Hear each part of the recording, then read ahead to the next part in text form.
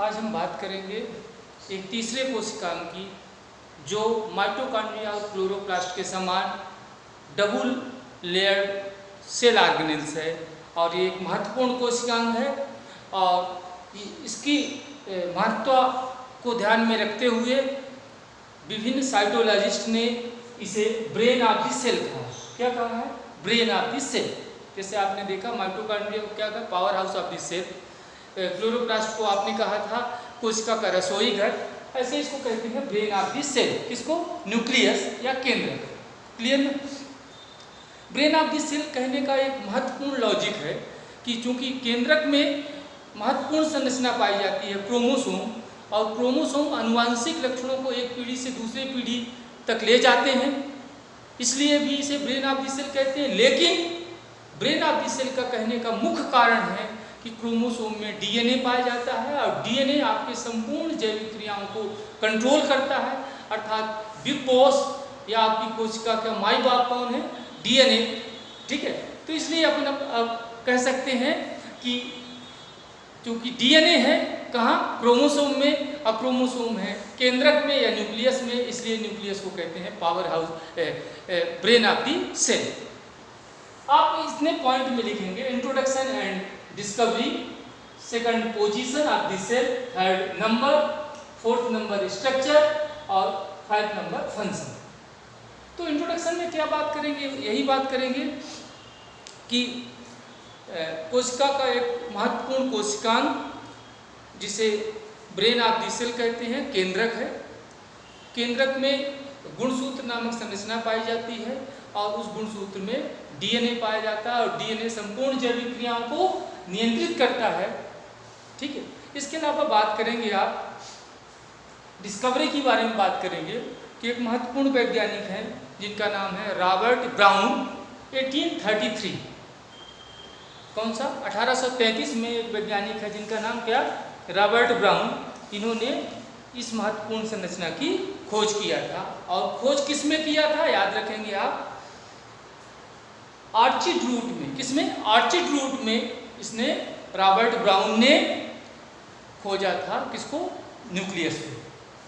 Position of the cell, सामान्यतः नाम हिंदी में जो है केंद्रक कि कोशिका के केंद्र में पाया जाता है, बीच में पाया जाता है।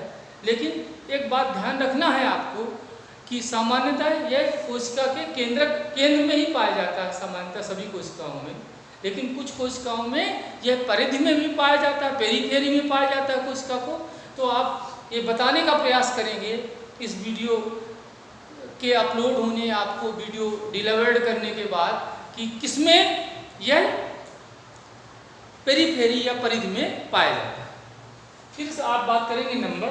सामान्यतः कोशिका में जब केंद्रक नहीं होता तो उसे कहते हैं नॉन न्यूक्लिएट सेल या अकेंद्रीय कोशिका। और आप जानते हैं आपके शरीर की आरबीसी, लाल रक्त कणिकाएं, उसमें केंद्रक नहीं पाया जाता।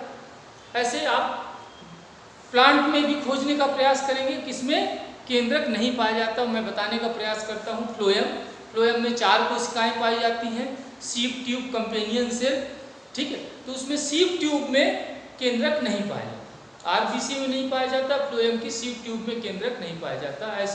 ऐसी कोशिका जिसमें केंद्रक नहीं पाया जाता उसे नॉन न्यूक्लिएटेड या अकेंद्रीय कोशिका कहते हैं। जिसमें सामान्यतः एक केंद्रक पाया जाता है उसे मोनोकैरियोटिक कोशिका कहते हैं। क्योंकि आप बताना चाहेंगे कि न्यूक्लियस को लैटिन भाषा में कैरियन कहते हैं। ये कहाँ मेंशन करेंगे? इंट्रोडक्शन में। फिर मैं आपसे बात करूँ मोनोकैरियोटिक या मोनोन्यूक्लिएट सेल क्या है? जिसमें ऐसी कोशिका जिसमें एक केंद्रक पाया जाता है। ठीक है, सामान्यतः सभी कोशिकाएं मोनोकैरियोटिक होती हैं। इसके अलावा मैं बात करूँ कि ऐसी कोशिका जिसमें 2 केंद्रक पाए जाते हैं उसे बाइन्यूक्लिएट सेल कहते हैं। तो आपको ये बताना है कि ऐसी कौन सी कोशिका जो बाइन्यूक्लिएट होती है। फिर इसके अलावा जिसमें 2 से अधिक केंद्रक पाए जाते हैं उसे मल्टीन्यूक्लिएट या बहुकेंद्रीय कोशिका कहते हैं। तो तुम्हें यह बताना है कि बहुकेंद्रीय कोशिका कौन सी है। ठीक है, मल्टीन्यूक्लिएट। फिर अपन बात करते हैं डायरेक्ट स्ट्रक्चर की। ठीक है, स्ट्रक्चर में आप देख रहे हैं इसके चारों तरफ 2 झिल्लियां पाई जाती हैं। आउटर मेम्ब्रेन मैं नहीं लिखा हूं, आप लिख देंगे, आउटर मेम्ब्रेन और इनर मेम्ब्रेन। और इस आउटर मेम्ब्रेन या इनर मेम्ब्रेन को कंबाइंड रूप से कहते हैं न्यूक्लियर मेम्ब्रेन या कैरियोथिका। तो आउटर मोस्ट लेयर किसकी बनी है, कैरियोथिका की या न्यूक्लियर मेम्ब्रेन है। आप देख रहे हैं कि न्यूक्लियर मेम्ब्रेन कंटिन्यूअस नहीं है, बीच बीच में गैप है और इस गैप को कहते हैं न्यूक्लियर पोर। क्या कहते हैं, न्यूक्लियर पोर। मैं नहीं लिखा हूं, आप अभी लिख रहा हूं, न्यूक्लियर पोर। ठीक है, इस न्यूक्लियर पोर के द्वारा इसके अंदर जो द्रव भरा होता है जिसे न्यूक्लियोप्लाज्म कहते हैं, और कोशिका में जो द्रव भरा होता है उसे साइटोप्लाज्म कहते हैं। अर्थात न्यूक्लियोप्लाज्म और साइटोप्लाज्म के बीच संबंध किस छिद्र के द्वारा होता है, न्यूक्लियर पोर के द्वारा। क्लियर है। अब आपसे मैं बात करूं कि इसके अंदर न्यूक्लियर पोर में एक संरचना पाई जाती है एनुलस, और एनुलस वह संरचना है जो न्यूक्लियर पोर के आकार को बड़ा या छोटा करती है। ठीक है, इसके अलावा मैं बात करूं इसके अंदर द्रव पाया जाता है, इस द्रव को न्यूक्लियोप्लाज्म कहते हैं। क्या कहते हैं, न्यूक्लियोप्लाज्म। इसका दूसरा नाम कैरियोलिम्फ है क्योंकि न्यूक्लियस के लैटिन भाषा में कैरियन कहते हैं। क्लियर। इसके अलावा एक महत्वपूर्ण संरचना पाई जाती है जो दो दिख रही हैं आपको, न्यूक्लियोलस या केंद्रिका कहते हैं।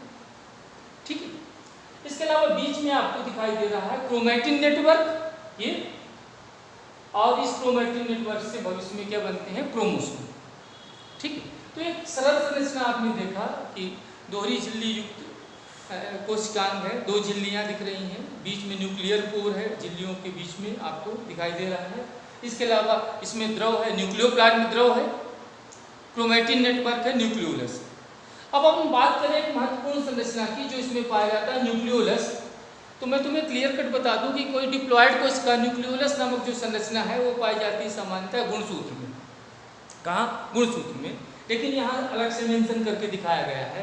अब एक बात देखें कि डिप्लॉयड कोशिका है, उसमें डिप्लॉयड कोशिका में दो न्यूक्लियोलस पाए जाते हैं, दो केंद्रिका पाई जाती है। हैप्लॉयड कोशिका में एक न्यूक्लियोलस या एक केंद्रिका पाई जाती है। अब जल्दी से देखें, ये संरचना है न्यूक्लियोलस की जिसकी खोज किया है फोंटाना ने। किसने खोजा है, फोंटाना ने, याद रखेंगे। न्यूक्लियोलस या केंद्रिका की संरचना में आपको दिखाई दे रहा है पेरीन्यूक्लियर क्रोमैटिन और इंट्रान्यूक्लियर क्रोमैटिन। इस पेरीन्यूक्लियर क्रोमैटिन और इंट्रान्यूक्लियर क्रोमैटिन किसका बना होता है, डीएनए का दिखाई दे रहा है आपको, और इस डीएनए से राइबोसोमल आरएनए निर्मित होता है। और राइबोसोमल आरएनए आपको किस संरचना के रूप में दिखाई देता है, फाइब्रिल, और ये डॉट डॉट संरचना है ग्रेन्यूल्स। तो क्लियर कट बात हुई ना, क्या बात हुई, क्या क्या दिखाई दिया आपको, केंद्रिका या न्यूक्लियोलस में perinuclear chromatin and internuclear chromatin which are made by DNA and that DNA produce ribosomal RNA which are express fibril and granules in the nucleolus. Okay, तो एक कंप्लीट संरचना बना के आप आज नोट्स के माध्यम से दिखाना।